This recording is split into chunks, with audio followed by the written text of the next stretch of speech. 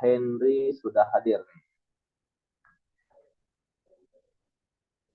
Baik Bapak Ibu, untuk materi selanjutnya kita akan membahas tentang sistem syariahnya nih dari Base Corporation Syariah. Nanti akan disampaikan secara ini ya singkat oleh Pak dosen kita nih yang paham tentang fikih. Ya, insya Allah beliau adalah Pak Hendy ya, beliau seorang dosen ya, dan beliau berasal dari Bandung Bapak Ibu. Nanti kita bisa sharing-sharing dengan beliau, dan nantinya di materi ketiga ada takala pentingnya, takala dasarnya itu ada Coach Riansa ya yang akan membawakan materi tentang marketing plan Bapak Ibu.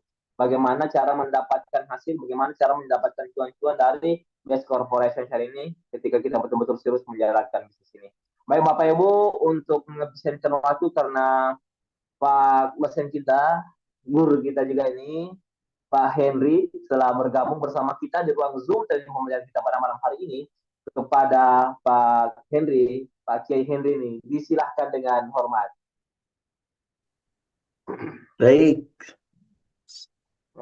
jelas suaranya.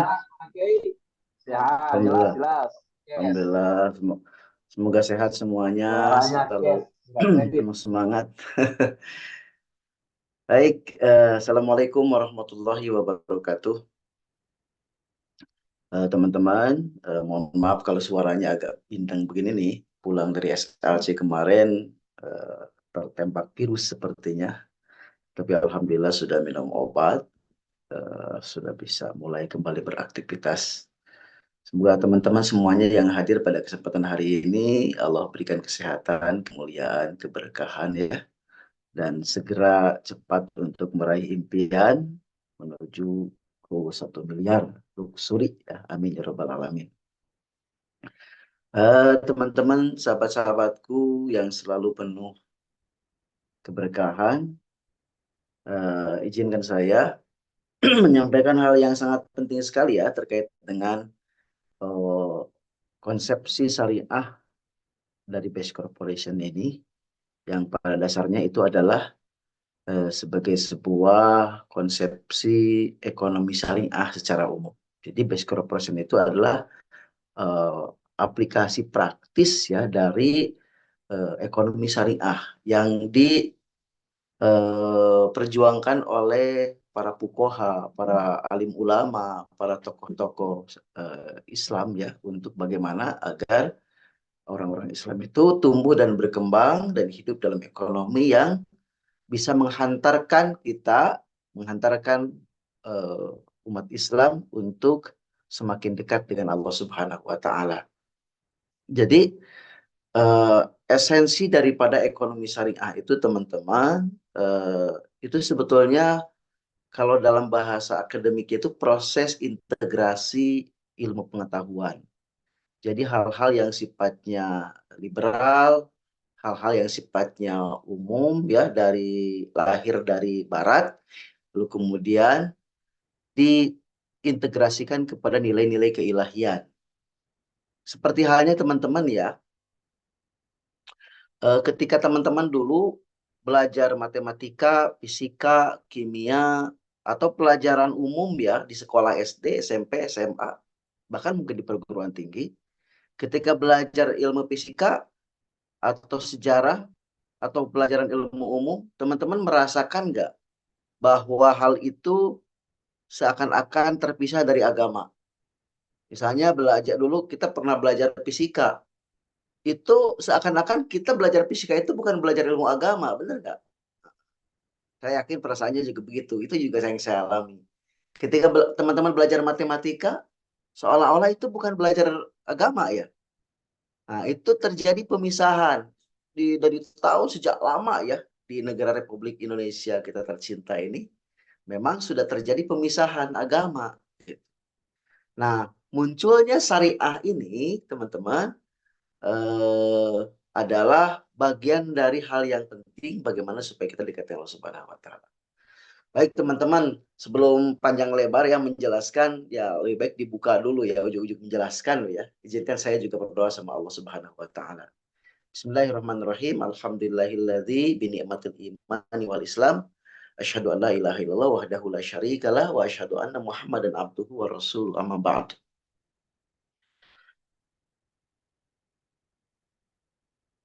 Min alamatil i'timadi 'alal amal nuqsanur raja'i 'inda wujudiz zalali.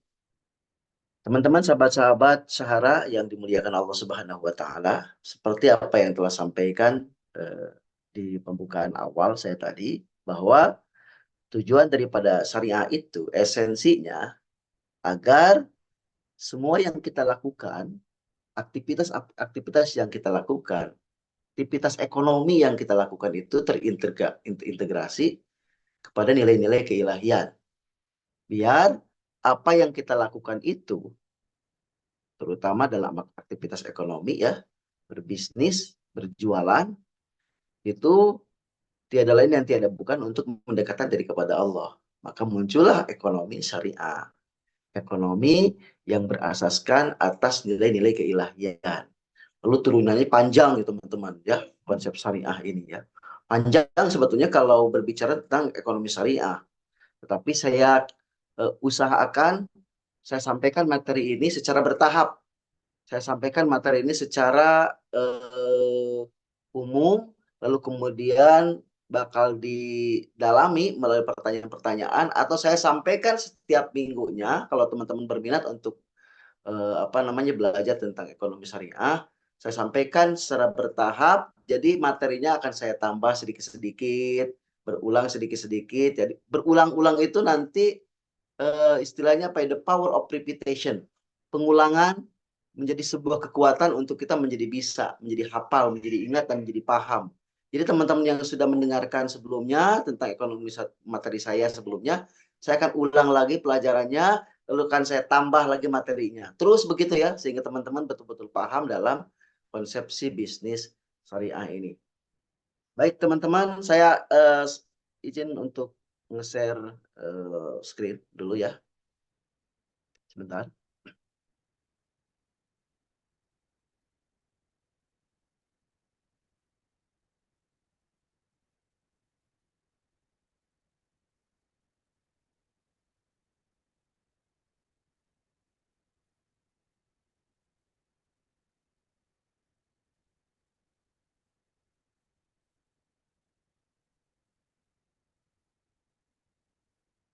Baik, inilah pelajaran atau materi kita terkait dengan fikih kontemporer, penjualan langsung, berjenjang syariah atau PLBS. Oke, sahabat-sahabatku, bahwa ekonomi syariah ya, dalam sebuah kitab atau juga buku-buku ya dari karya Yusuf Al-Qaradawi. Ini materi tambahan dari yang kemarin ya, biar kita makin ingat, makin paham, dan ada suplemen ilmu yang lain ya untuk fondasi. Karena berbicara ekonomi syariah juga kita tidak akan terlepas dengan fondasi dasar dari bisnis atau ekonomi syariah itu sendiri. Nah, menurut Yusuf Qaradawi, teman-teman, ada 4 nilai ya sebagai sebuah fondasi dalam ilmu syariah. Yang pertama adalah nilai keilahian. Yang kedua adalah nilai akhlak. Yang ketiga nilai kemanusiaan, dan yang keempat adalah nilai pertengahan.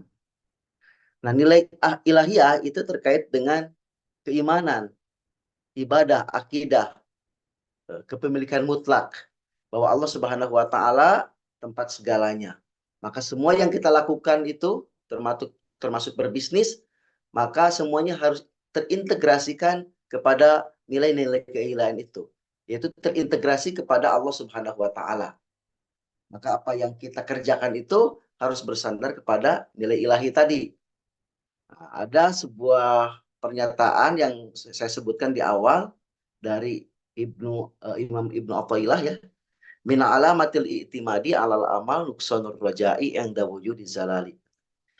Di antara tanda-tanda orang yang senantiasa bersandar pada amalnya, kekuatan fisiknya, kekuatan akalnya, kekuatan kerjanya, bersandar kepada makhluk lah katakan ya begitu. Min alamatil i'timadi alal amal nuqsanur rojai, maka dia akan mengalami rendahnya ar-roja. Dia akan memiliki penyakit yang namanya penyakit rendahnya ar-roja. Apa itu ar-roja? Ar-roja itu rasa harap kepada Allah. Jadi orang yang bersandarnya kepada pikiran, bersandarnya kepada rasa, bersandarnya kepada kemampuan, bersandarnya kepada makhluk, bersandarnya kepada perusahaan, dan lain sebagainya, maka dia akan kena penyakit yang namanya penyakit rendahnya ar-roja. Rendahnya rasa harap kepada Allah. Terus kemudian konsekuensinya apa? Hingga wujud zalali. Alam itu panah. Alam itu hancur. Maka orang yang bersandar kepada yang namanya kholik, yang akan hancur itu, maka kita akan mengalami kehancuran. Nah gitu. Jadi bahayanya kita bersandar kepada yang namanya makhluk, itu akan mengalami kehancuran. Seperti hanya hancurnya alam semesta ini. Karena yang namanya makhluk itu akan mengalami kehancuran. Oleh karena sebab itu, maka kita harus bersandar kepada yang kuat. Siapakah yang kuat itu? Allah Subhanahu wa taala. Maka pondasi daripada bisnis bersyariah adalah terintegrasi kepada nilai-nilai keilahian tadi. Seperti halnya PT BES nih ya, BES Corporation. Kenapa konsepsinya harus syariah? Kenapa pondasinya harus syariah? Biar nanti BES Corporation ini bersandarnya kepada ketuhanan, keilahian agar dibantu oleh Allah. Maka teman-teman patut berbangga, patut bersyukur di saat teman-teman bergabung di sebuah komunitas syariah, Sahara, kemudian bergabung di sebuah bisnis syariah, karena teman-teman sudah berada di pondasi yang kokoh, di pondasi yang kuat. Itu pondasinya adalah pondasi syariah, yang itu adalah pondasi yang sangat kuat, karena Allah Subhanahu wa taala yang menolongnya langsung. Nah, gitu ya. Jadi alhamdulillah kita bersyukur bahwa di Base Corporation ini adalah pondasinya adalah pondasi syariah. Dan yang kedua teman-teman, nilai akhlak ya. Bahwa di dalam konsepsi syariah itu ada akhlak. Nah, di dalam akhlak itu komponennya kejujuran dan tanggung jawab. Seperti hanya Kang Algian tadi ya, beliau bertanggung jawab untuk bagaimana mensukseskan para mitra-mitranya. Lalu kemudian para mitra-mitranya bersikap jujur untuk melakukan hal itu sesuai dengan apa yang diharapkan perusahaan, mengikuti alur perusahaan, mengikuti langkah-langkah perusahaan, berkata-kata dengan baik, tidak bohong, dan lain sebagainya. Itu adalah pondasi daripada syariah. Nah, yang ketiga adalah nilai kemanusiaan, teman-teman. Nilai-nilai kemanusiaan itu adalah ada keadilan persaudaraan, ada ta'awun. Nah, sering saya sampaikan adalah ta'awun, saling tolong-menolong. Nah, di Base Corporation itu tentunya saja konsepnya itu saling tolong-menolong, teman-teman. Ketika ada tolong-menolong dalamnya, itu sudah jelas. Itu adalah bentuk daripada persyaratan daripada syariah itu sendiri ya. Untuk bagaimana mencapai target bisnis, supaya mitra yang di bawahnya naik ke atas sehingga mendapatkan apa yang diimpikannya, dapat motor, mobil, rumah, dan lain sebagainya. Saling bantu, saling tolong, itu adalah ta'awun, saling tolong-menolong. Itulah nilai-nilai pada kemanusiaan ya, menurut Yusuf Qaradawi dalam konsepsi syariah.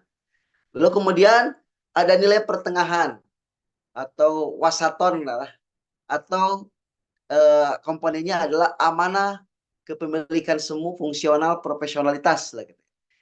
Sebetulnya ta'awun itu adalah konsepsi keadilan sebetulnya ya, di pertengahan itu. Ada keadilan di dalamnya.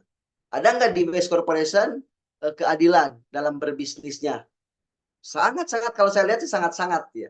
Ada sekali lah. Nampak. Kenapa? Siapa yang berjuang, dia akan sukses. Siapa yang bergerak, dia akan maju. Siapa yang tidak bekerja, ya tidak akan dapat apa-apa. Itu adil ya. Adil.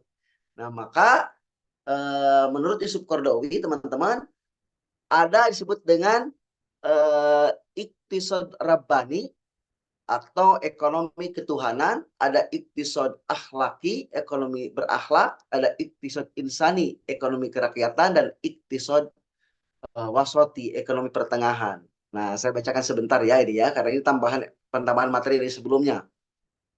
Teman-teman, apa tuh iktisad rabbani atau ekonomi ketuhanan? Di mana ekonomi syariah adalah ekonomi yang bersumber dari ajaran yang datang dari Allah Subhanahu wa taala dengan tujuan untuk mencapai ridho Allah Subhanahu wa taala. Al-Qur'an dan Sunnah sebagai dua rujukan utama dalam syariah menjadi dasar dalam pengembangan ekonomi syariah. Jadi pondasinya teman-teman adalah Al-Qur'an dan Sunnah. Al-Quran dan Al-Hadis. Ya.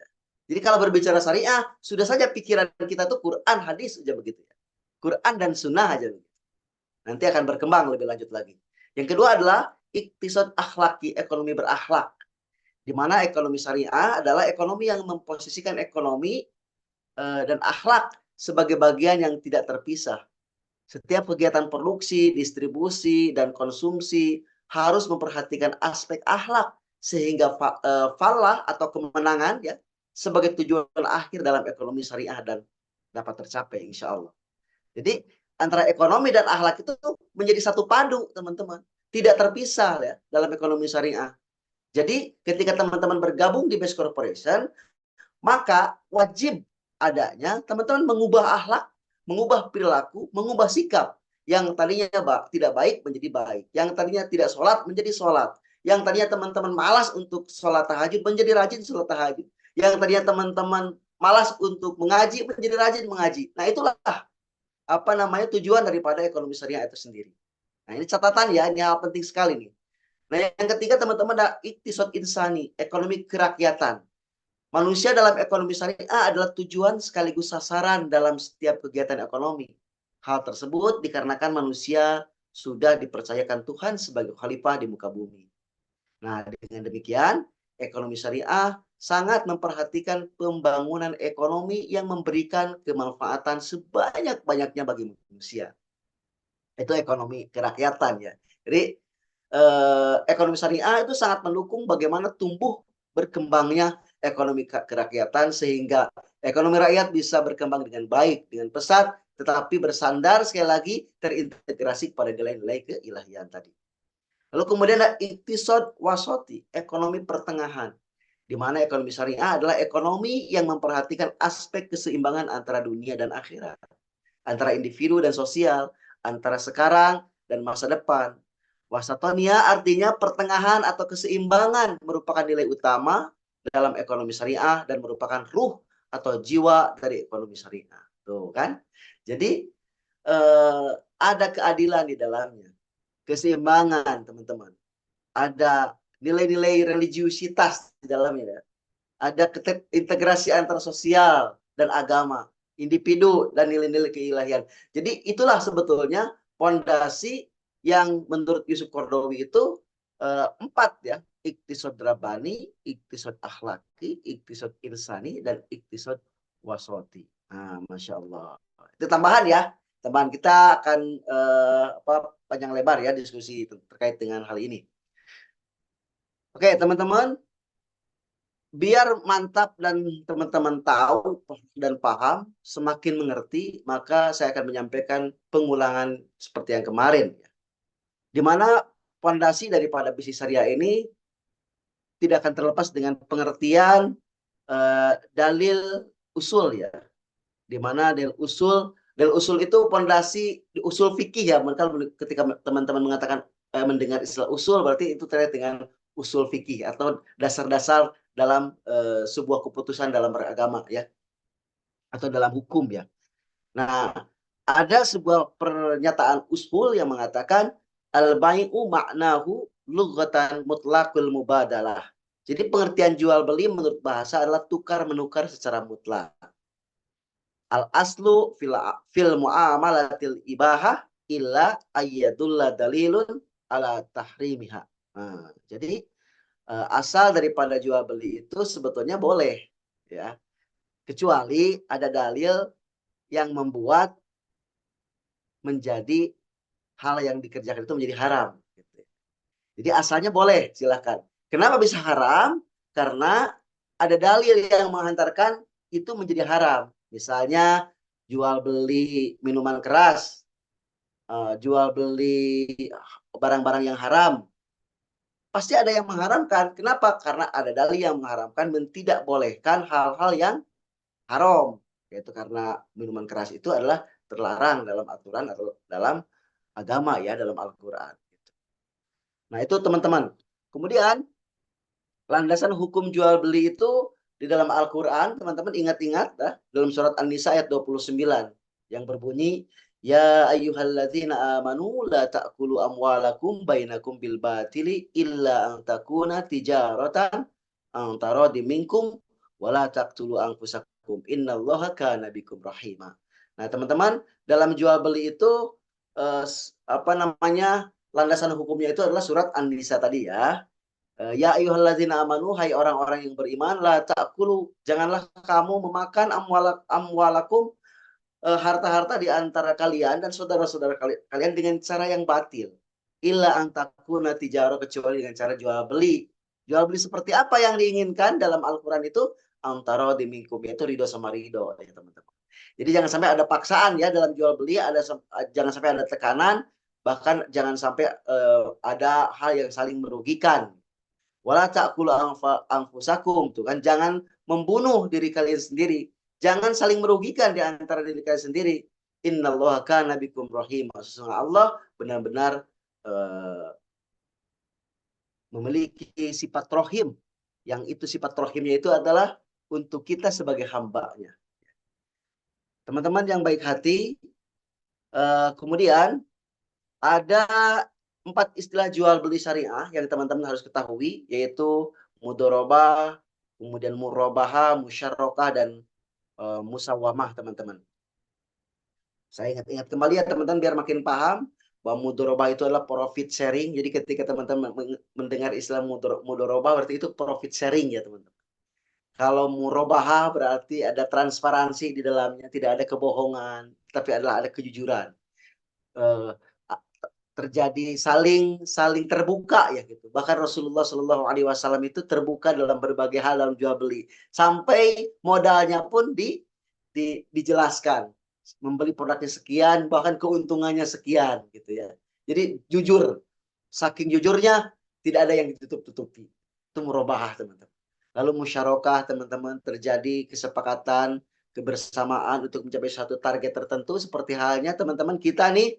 Pak Algian tadi menyampaikan kita ada musyawarah bersama, ada kesepakatan antara perusahaan dan mitranya untuk menggapai satu titik, tiada lain dan tiada bukan, titiknya itu adalah keberhasilan, kesuksesan atau falah tadi ya, kemenangan ya teman-teman.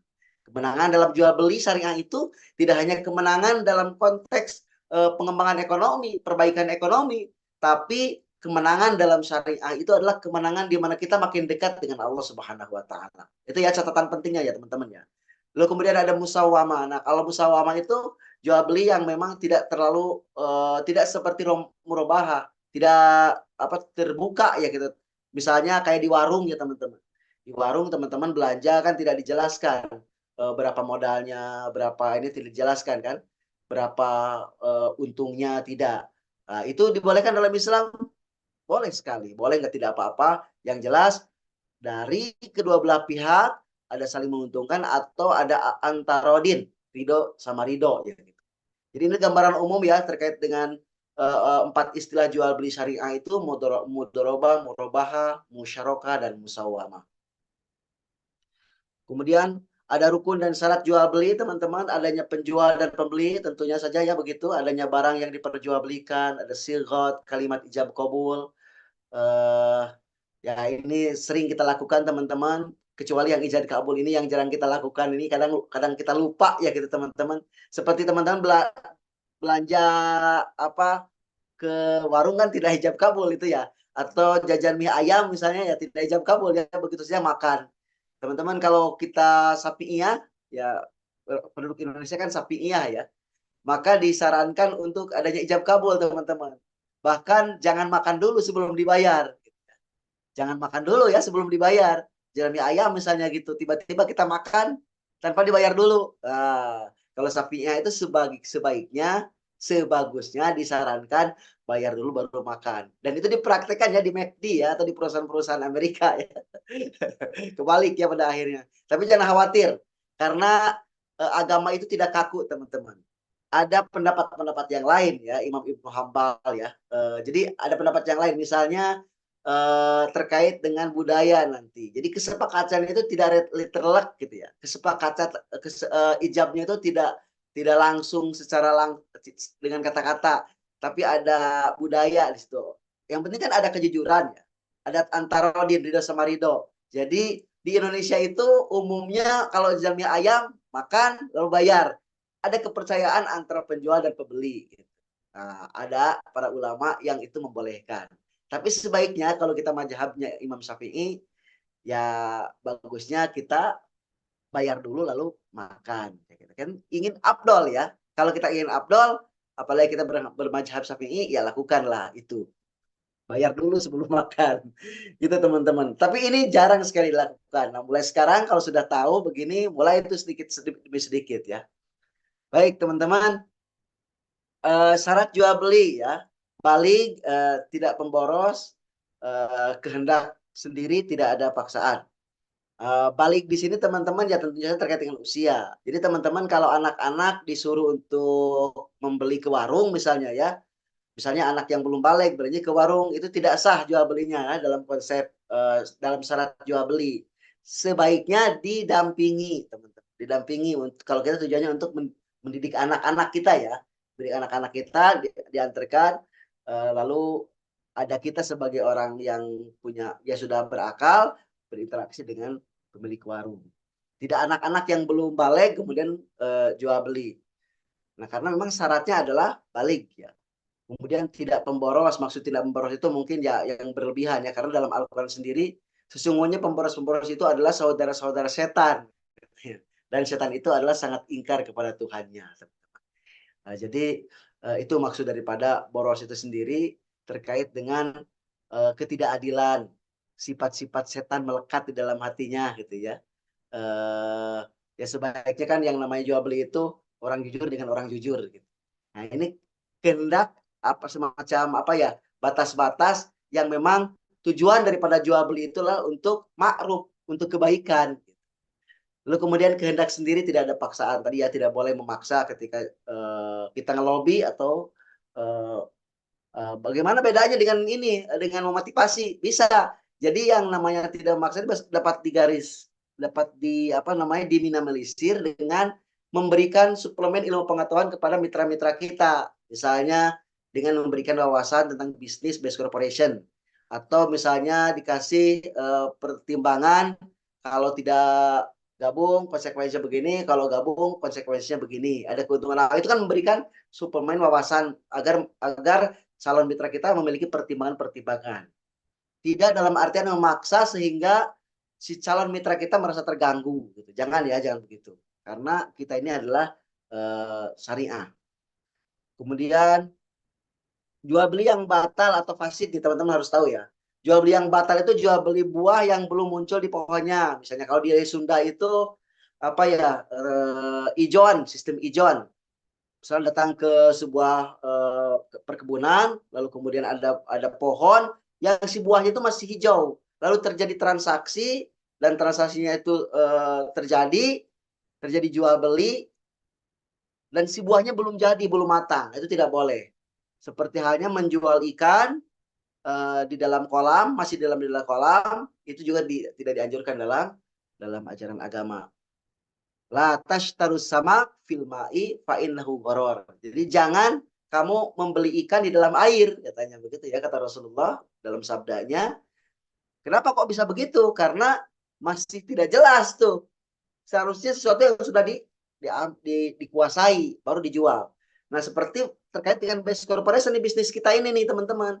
Kenapa harus membeli produk? Agar produknya itu kita kuasai, kita rasakan si produknya. Kita nikmati dulu produknya. Setelah kita rasakan, nikmati produknya, maka dengan begitu produk itu akan terkuasai oleh kita.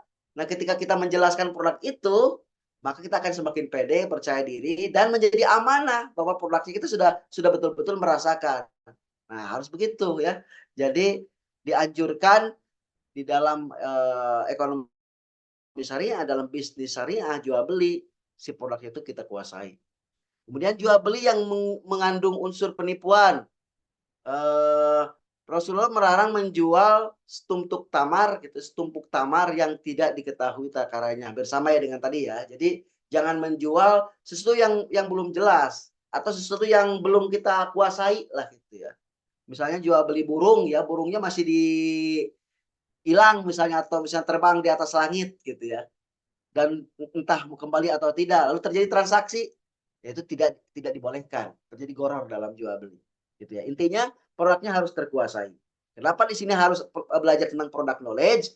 Karena teman-teman alasannya adalah bahwa bisnis kita itu syariah, biar kita tahu tentang semua produk-produknya. Baik, nah terkait dengan perusahaan resmi kita ini sering dibahas ya teman-teman, saya lewat ya teman-teman.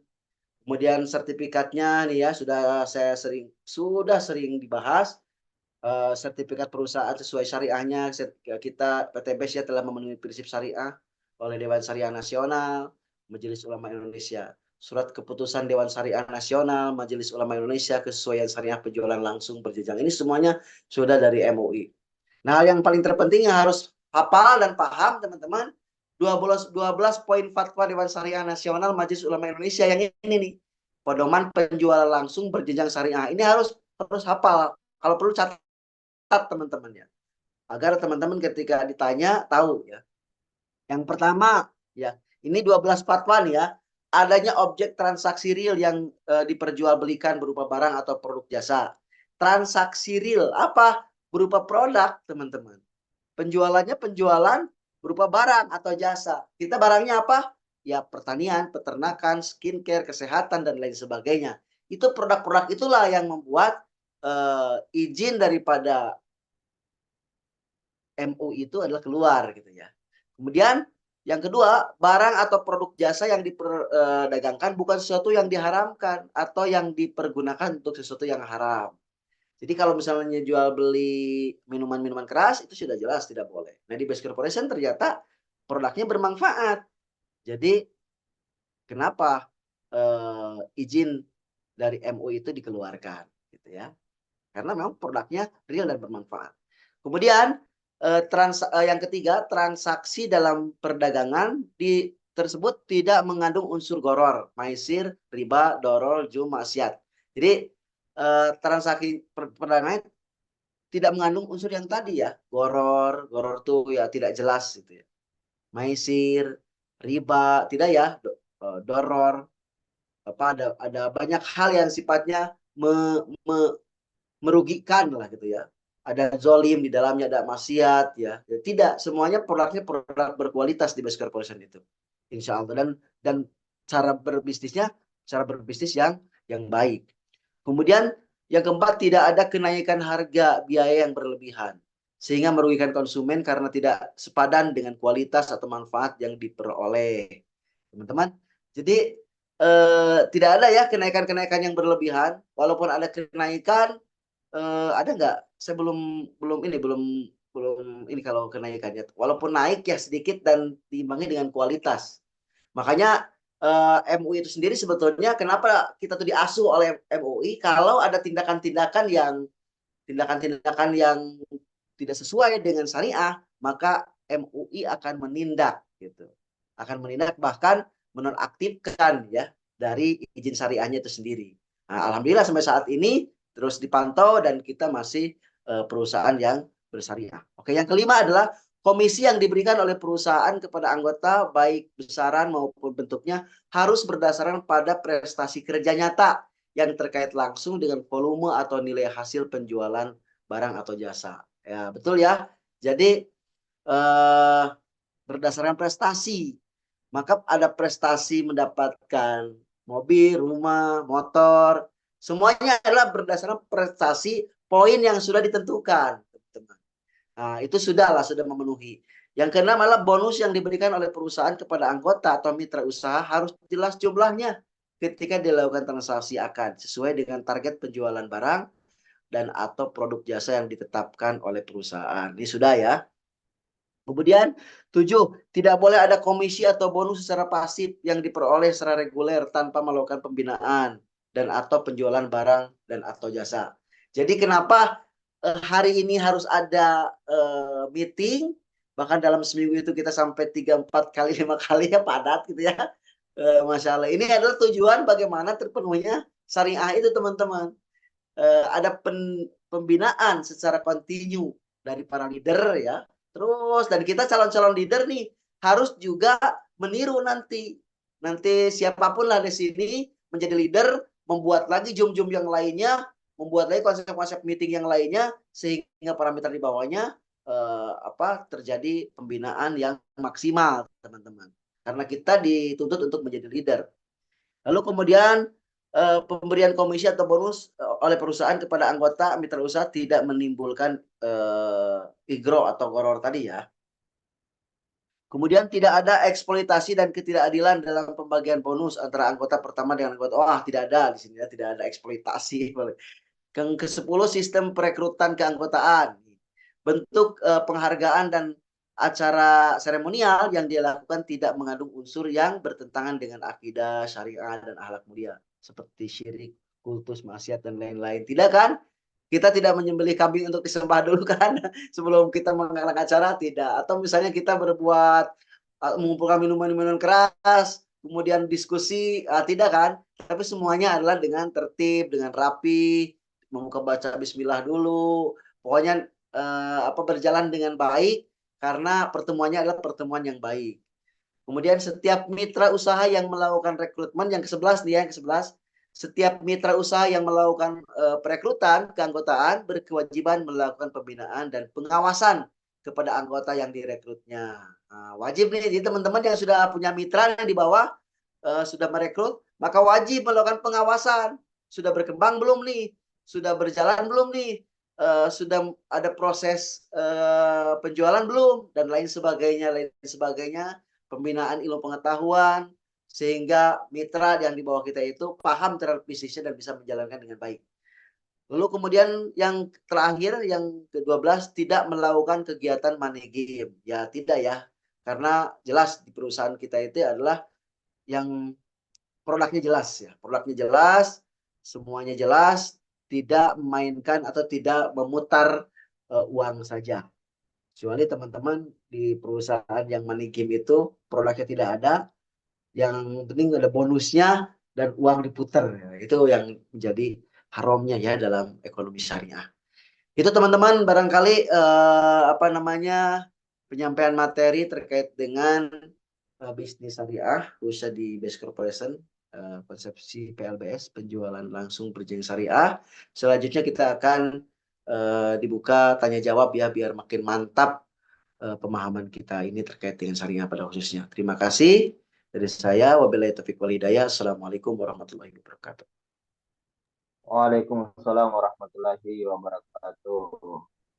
Nah, itu tadi ya Bapak Ibu tentang sistem kesyariahan dari bisnis yang kita jalankan ini, insya Allah bermanfaat untuk kita semua dan menjadi amal jadiah buat Pak Henry ya, Pak dosen. Silakan yang Bapak Ibu, kalau kita ada yang bertanya bisa satu atau dua pertanyaan nih.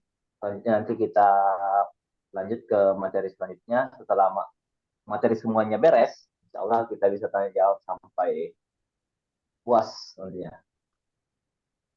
Terima kasih kepada Pak dosen atas ilmu yang disampaikan kepada kita semua. Insya Allah berkah dan bermanfaat dan menjadi amal jariah buat Pak dosen ya. Amin amin ya rabbal alamin. Baik Bapak Ibu, ketika ini mohon koreksinya Pak, tahun berapa ditetapkannya pedoman PLBS? Terima kasih. Tahun berapa?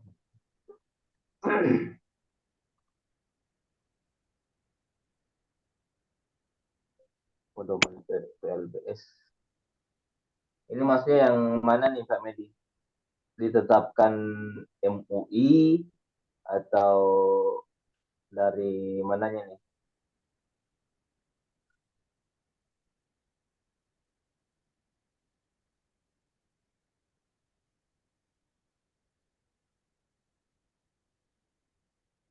Itu kan di sertifikat ada tuh Pak. Sertifikat syariah itu ada tuh tertera tanggalnya berapa.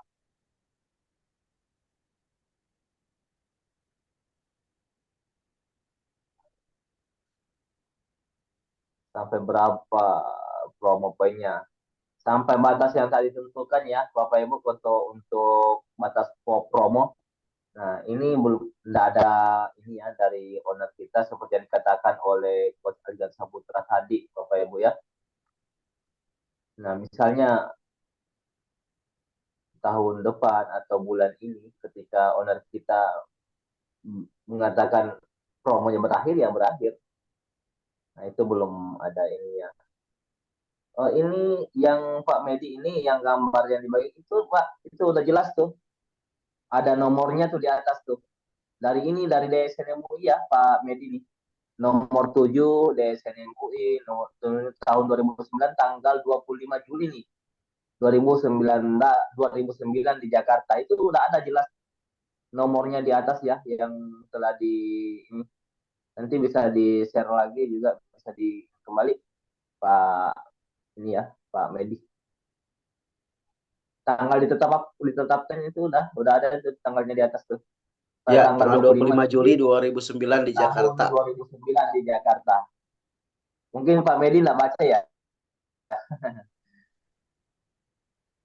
Uh, itu itu DSN MUI Pak Medi ketika kita ingin bertransaksi secara ini ya itu sudah ditetapkan pada tahun 2009. Nah, jadi ketika ada suatu perusahaan ingin mendapatkan sistem syariahnya, nah itu mengacu ke aturan yang telah ditetapkan di tahun 2009 itu Pak Medi.